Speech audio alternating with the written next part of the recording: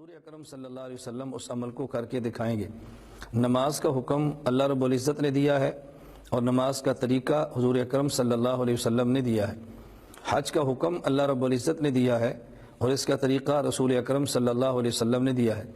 چونکہ احکام شریعت پہ عمل کر کے نبی کریم صلی اللہ علیہ وسلم نے امت کو دکھانا تھا، تو قرآن کریم نے اعلان فرمایا لَقَدْ كَانَ لَكُمْ فِي رَسُولِ اللَّهِ أُسْوَةٌ حَسَنَةٌ۔ اللہ رب العزت اسی عمل کو قبول فرمائیں گے جو حضور اکرم صلی اللہ علیہ وسلم کے طریقہ کے مطابق ہو۔ تو معلوم ہوا عبادات شرعیہ میں دو چیزیں بہت بنیادی ہیں، نمبر ایک حکم خدا اور نمبر دو طریقہ مصطفیٰ صلی اللہ علیہ وسلم۔ ہم سب پہ یہ بات ضروری ہے کہ پیدائش سے لے کر وفات تک پوری زندگی حضور اکرم صلی اللہ علیہ وسلم کے طریقہ کے مطابق گزاریں۔ ہمارے ہاں بعض چیزیں جو سنت نہیں اسے سنت سمجھ لیا جاتا ہے اور بعض چیزیں جو سنت ہیں انہیں چھوڑ دیا جاتا ہے۔ اس وقت محرم الحرام کا آغاز ہونے والا ہے، تو اس موقع پر محرم کا سال شروع ہوتے ہی بہت ساری سنتیں ہیں جس کو مسلمان غفلت کی وجہ سے چھوڑ دیتا ہے، اور بہت ساری بدعات ہیں کہ جس کا جہالت کی وجہ سے ارتکاب کر لیتا ہے۔ تو ہمیں سنت سے غفلت کی وجہ سے اعراض نہیں کرنا چاہیے اور جہالت کی بنیاد پر بدعات کا ارتکاب نہیں کرنا چاہیے۔ اس میں کوئی شک نہیں کہ محرم یہ عظمت والا مہینہ ہے، لیکن عظمت والا مہینہ ہونے کی وجہ عام طور پہ لوگ سمجھتے ہیں کہ اس مہینے میں حضرت حسین رضی اللہ تعالیٰ عنہ کا شہید ہونا ہے، جبکہ حضرت حسین رضی اللہ تعالیٰ عنہ کی شہادت نہیں، ولادت سے بھی قبل محرم کا مہینہ موجود تھا۔ تو اگر اس کی وجہ حضرت حسین کی شہادت ہوتی تو اس میں حرمت حضرت حسین کی شہادت کے بعد آتی۔ محرم کے مہینے میں عظمت حضرت حسین کی ولادت سے قبل آنا اس بات کی دلیل ہے کہ اس میں حرمت کی وجہ حضرت حسین رضی اللہ تعالیٰ عنہ کی ذات یا ان کی شہادت نہیں، بلکہ اگر ہم ایک بات کہیں تو بہت بجا ہوگا کہ محرم کے افضل ہونے کی وجہ یہ نہیں کہ اس میں حضرت حسین رضی اللہ تعالیٰ عنہ شہید ہوئے، بلکہ حضرت حسین رضی اللہ تعالیٰ عنہ کا ایک اعزاز یہ بھی ہے کہ ان کو محرم کے مہینے میں شہادت ملی ہے۔ تو محرم کے مہینے کی عظمت کی وجہ شہادت حسین نہیں، بلکہ شہادت حسین کی عظمت کی ایک وجہ اس شہادت کا محرم کے مہینے میں آنا ہے۔ ماہ محرم میں جو کرنے والے کام ہیں، ایک کام ہے جس کا تعلق اللہ کی ذات کے ساتھ ہے اور ایک کام وہ ہے جس کا تعلق انسان کے اپنے ذات اور گھر والوں کے ساتھ ہے۔ اللہ تعالیٰ کی ذات کے ساتھ تعلق یہ ہے کہ حضور اکرم صلی اللہ علیہ وسلم نے 10 محرم کو روزہ رکھنے کی فضیلت بیان فرمائی ہے اور 10 محرم کے روزہ رکھنے کا اہتمام بھی فرمایا ہے، بلکہ 10 محرم کے روزے کے لیے یہاں تک فرمایا کہ اس کی وجہ سے اللہ رب العزت گزشتہ ایک سال کے گناہ معاف فرما دیتے ہیں، اور ایک حدیث مبارک میں یہاں تک فرمایا کہ محرم کے 10واں ایک روزہ رکھیں اللہ 30 دنوں کا اجر عطا فرماتے ہیں۔ لیکن ایک بات پہ آپ حیران ہوں گے کہ 10 محرم کے روزے کی فضیلت بھی موجود ہے، لیکن شریعت نے عبادات کے اندر کفار کے ساتھ تشبہ سے کس قدر بچنے کا اہتمام کیا ہے۔ حضور اکرم صلی اللہ علیہ وسلم نے 10 محرم کا روزہ رکھا، صحابہ کرام رضی اللہ عنہ مجمعین کو ترغیب دی، اور جب حضور اکرم صلی اللہ علیہ وسلم کے علم میں یہ بات آئی کہ 10 محرم کو یہود بھی روزہ رکھتے ہیں، کہ 10 محرم کو ان کے آباء و اجداد کو فرعون سے نجات ملی تھی، تو حضور اکرم صلی اللہ علیہ وسلم فرمایا آئندہ سال اگر میں زندہ رہا تو ہم ایک دن کے روزے کا اضافہ کریں گے۔ یہ تو رسول اللہ صلی اللہ علیہ وسلم کا عمل ہے، اور آپ نے صاف طور پہ فرمایا کہ سومو یوم عاشورہ وخالفوا فیہ الیہود، کہ عاشورہ کا روزہ 10 محرم کا رکھو اور اس میں یہود کی مخالفت کرو۔ مخالفت کا طریقہ کیا ہے؟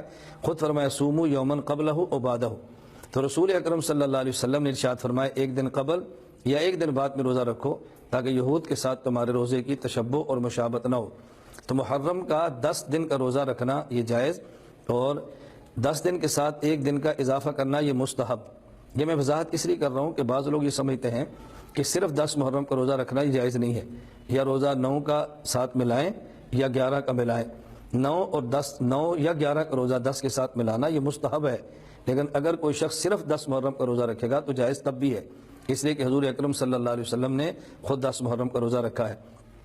دوسری چیز جس کا تعلق انسان کی ذات اور اہل و عیال کے ساتھ ہے، حضور اکرم صلی اللہ علیہ وسلم فرمایا کہ جو شخص ماہ محرم میں اپنی ذات اور اپنے گھر والوں پر خرچ میں وسعت اختیار کرتا ہے، اللہ رب العزت اس کے پورے سال کے خرچے میں وسعت عطا فرما دیتے ہیں۔ اس کا معنی ہرگز یہ نہیں کہ 10 محرم کو کھچڑا پکائے، اس کا معنی ہرگز یہ نہیں کہ سبیلے لگائے، اس کا معنی ہرگز یہ نہیں کہ قرض لے کر اہل و عیال پر خرچ کرے۔ اس کا مطلب صرف یہ ہے اگر عام دنوں میں گھر میں دال پکتی ہے تو ماہ محرم میں 1-2 بار گوشت پکا لے۔ اگر عام دنوں میں سبزی پکتی ہے تو 1-8 مرتبہ 7 مرغ کا سالن بنا لے۔ عام دنوں میں گھر میں میٹھے کا اہتمام نہیں ہے تو 1-8 مرتبہ میٹھا بھی پکا لے اور اپنے گھر والوں کو کھلائے۔ اس لیے حضور اکرم صلی اللہ علیہ وسلم کی حدیث مبارک پر عمل کرنے سے پہلے رسول اکرم صلی اللہ علیہ وسلم کی حدیث مبارک کو سمجھنا ضروری ہے۔ اس میں دوسری بات یہ سمجھیں کہ محرم کے مہینے میں اپنی ذات پر یا اپنے گھر والوں پر کچھ زیادہ خرچ کرنا یہ ضروری نہیں، ہاں باعث برکت اور باعث وسعت رزق یہ ضرور ہے کہ جب آپ اس پر وسعت کریں گے تو اللہ رب العزت آپ کے مال میں اور آپ کی دولت میں وسعت عطا فرما دیں گے۔ یہ 2 کام تو محرم میں کرنے کے ہیں، آدمی روزہ بھی رکھے اور کسی قدر اپنی ذات اور اہل و عیال پر خرچ بھی زیادہ کرے۔ آپ شریعت کی منشا دیکھیں کتنی عجیب بات فرمائی ہے کہ بعض لوگ ایسے ہیں کہ جو روزہ رکھنے کے لیے تیار نہیں، اور بعض لوگ ایسے ہیں جو بہت زیادہ کھانے کے لیے تیار ہیں۔ تو شریعت نے مزاج کے مطابق دونوں چیزوں کا خیال فرمایا، روزے کی بھی ترغیب دی ہے اور وسعت کے ساتھ خرچ کی بھی ترغیب دی ہے۔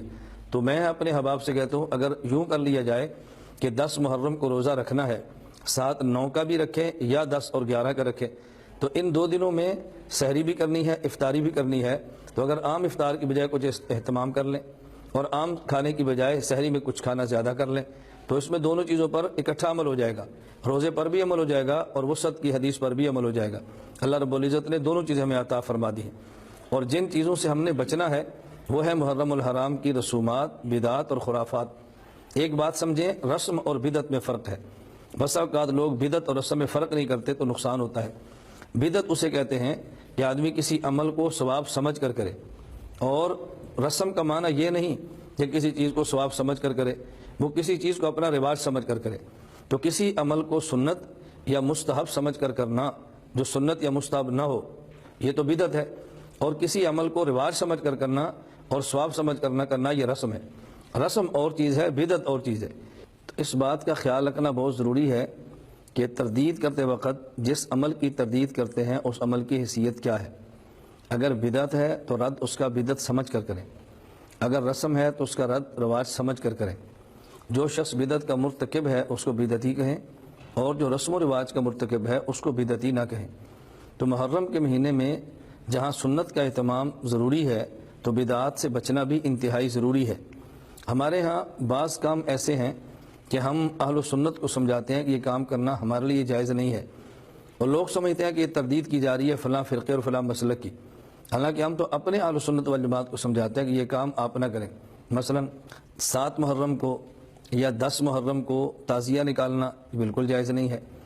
مجالس نکال کر حضرت حسین کا ذکر کرتے ہوئے سینہ کوبی کرنا، زنجیر مارنا، خنجر زنی کرنا، اپنے چہروں کو نوچنا اور پیٹنا، اپنا خون نکالنا یہ ہرگز جائز نہیں ہے۔ اور پیٹنا یا اپنا خون نکالنا جائز کیوں نہیں ہے؟ جس طرح اللہ رب العزت انسان کے پورے جسم کا مالک ہے، اسی طرح اللہ جسم کے ایک ایک عضو کا مالک ہے۔ تو جس طرح اپنے پورے جسم کو ہلاک کر کے خودکشی کرنا حرام ہے، اس طرح ایک جز اور عضو کو تکلیف دینا یہ بھی حرام ہے۔ جو شخص خودکشی کرتا ہے وہ بھی اللہ رب العزت کی ملک میں بلا وجہ تصرف کرتا ہے، اور جو شخص پیٹتا ہے اپنے ایک عضو کو تکلیف دیتا ہے وہ بھی اللہ رب العزت کی ملک میں بلا وجہ تصرف کرتا ہے، اس لیے جائز نہیں ہے۔ تو محرم الحرام میں ان معاملات سے بچیں۔ صرف یہ نہیں کہ آدمی خود مجلس اور تعزیہ نہ نکالے، بلکہ مجلس اور تعزیہ کے میں شرکت سے بھی دور رہے۔ وہاں جس قدر گناہ ہوں گے، اگر اس گناہوں کا ارتکاب خود کیا تو جرم، اور اگر ان گناہوں کا ارتکاب نہ کر سکا تو گناہ کرنے والوں کے ساتھ بیٹھنے کا الگ جرم ہوگا۔ پھر دیکھنے والے انسان کو پتہ نہیں کہ اس کا نظریہ بھی یہ ہے یا کسی مجبوری یا کسی عذر کی وجہ سے ان کے اندر بیٹھا ہوا ہے۔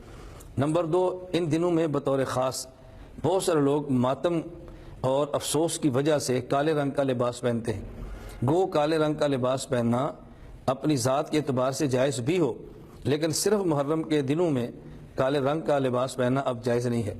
اس کی وجہ کہ کالے رنگ کا لباس محرم میں اب اہل تشیع کا شعار اور خاص علامت بن چکی ہے، اور جب کوئی چیز جائز بھی ہو اور خاص باطل فرقے کی خاص علامت بن جائے تو اس کو چھوڑ دینا اور اس کا ترک کرنا یہ مسلمان کے ذمہ ہوتا ہے۔ اس لیے ان دنوں میں بطور خاص یہ کالے رنگ کے کپڑا پہننے سے بہت زیادہ اجتناب کریں۔ نمبر 3، محرم کے دنوں میں بطور خاص بعض لوگ قبرستان میں جاتے ہیں، قبروں کو ٹھیک کرتے ہیں، گھاس اور درختوں کو کاٹ دیتے ہیں۔ قبرستان جانا مسلمان کے لیے جائز ہے، اور عورتوں کے لیے اگر پردے کا اہتمام ہو گنجائش ہے، لیکن عورت کو جانا نہیں چاہیے۔ اس کی وجہ عورت کے قبرستان میں جانے میں مفاسد ہیں، ان مفاسد کی وجہ سے عورتوں کو روکنا چاہیے قبرستان کے اندر نہ جائیں۔ اور جو لوگ مسلمان مرد قبرستان میں جاتے ہیں وہ جا کر السلام علیکم یا اہل القبور انا انشاء اللہ بکم لاحقون اسأل اللہ لنا ولکم العافیہ یغفر اللہ لنا و ایاکم، یا اس کے علاوہ جو مسنون دعا ان کو یاد ہو وہ دعا پڑھیں، اور اونچی آواز سے پڑھنے کی بجائے آہستہ، اگر چاہیں تو بغیر قرآن مجید کو لے جائے ہوئے قرآن کریم کی تلاوت کر لیں، یا خاص صورت پڑھ لیں، خاص درود پاک پڑھیں اور میت کے لیے اصال ثواب کریں، اس کی گنجائش موجود ہے۔ لیکن قبرستان میں جا کے بعض ایسے سبز درختوں کو کاٹ دینا کہ جن کی تسبیحات سے خود میت کو فائدہ پہنچتا ہو، تو اس میں آپ نے میت کا نقصان کیا ہے درختوں کو کاٹ کے۔ تو اس پر بتائیں درخت کاٹنے کا فائدہ کیا ہوا؟